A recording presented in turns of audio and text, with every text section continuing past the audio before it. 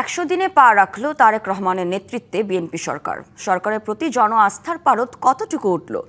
সংস্কার, আইন শৃঙ্খলা, জ্বালানি ও অর্থনৈতিক চাপ সরকার কতটা সামলাতে পারছে আছে এমন প্রশ্ন। বিশ্লেষকরা বলছেন, ফ্যামিলি ও কৃষক কার্ড সহ বেশ কিছু কল্যাণমূলক কর্মসূচি খুবই ইতিবাচক। প্রধানমন্ত্রীর আন্তরিকতাও আলাদা করে নজর কেড়েছে সবার। তবে মাঠ পর্যায়ে এখনও অনেক কিছুই দৃশ্যমান নয়।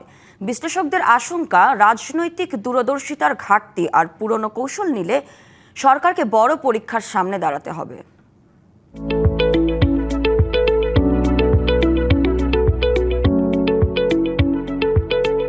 সরকারের প্রধানমন্ত্রী পদের কর্তব্য। দেশের রাজনীতির এক সন্ধিক্ষণে গত 12 ফেব্রুয়ারির নির্বাচনে নিরঙ্কুশ বিজয়ে সরকারে আসে বিএনপি। দায়িত্ব নেয়ার মাত্র 2 সপ্তাহের মধ্যে ইরানের সঙ্গে যুক্তরাষ্ট্র ইসরায়েলের যুদ্ধে বিশ্ববাজারে জ্বালানি তেল সংকটে অনেকটা বিপাকে পড়ে সরকার।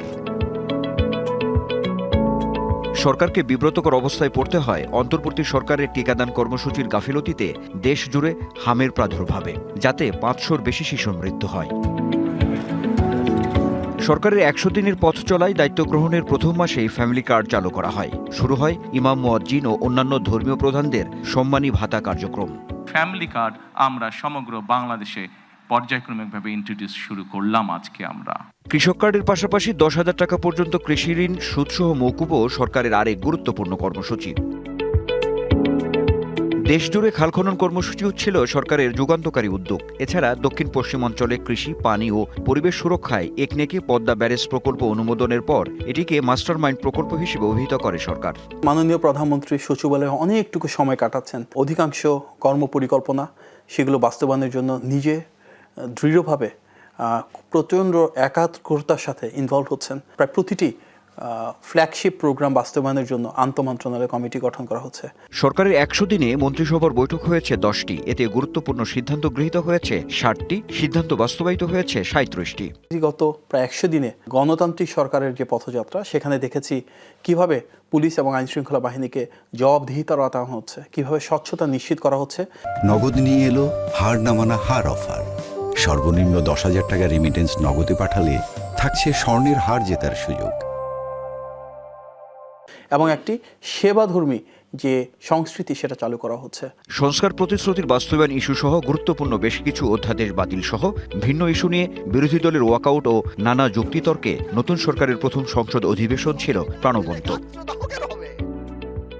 বিশ্লেষকরা বলছেন, রাজনৈতিক চ্যালেঞ্জ মোকাবেলায় বিএনপি সরকারকে আরও বেশি দূরদৃষ্টি সম্পন্ন হতে হবে। সরকারের মূল্যায়ন করার সময় এখনো আসে নাই, তারা মাত্র শুরু করেছে। তবে আমি তাদের এই শুরুটাকে শুভ সূচনা মনে করি। সবচেয়ে বড় কথা হলো, একা তো সব কাজ করা যায় না।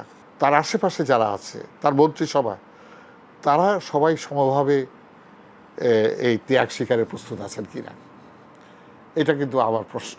মনে হয় তারেক জিয়াকে দেখলে যে তার মধ্যে একটা আন্তরিক চেষ্টা আছে। পরবর্তী সময়ে যে রাজনৈতিক সংকট ঘুরে ফিরে আসবে না, সেটা আমার মনে হয় আমার এই সময়টাতে রাজনৈতিক বিরোধী দলের সাথে একটা আলোচনা করে তার একটা রাজনৈতিক প্যাকেজ তৈরি করা উচিত। পররাষ্ট্রনীতির ক্ষেত্রে খুব গুরুত্বপূর্ণ অগ্রগতি হচ্ছে না, যে দৃশ্যমান কোনো অগ্রগতি আমরা দেখছি না, টুকটাক অগ্রগতি।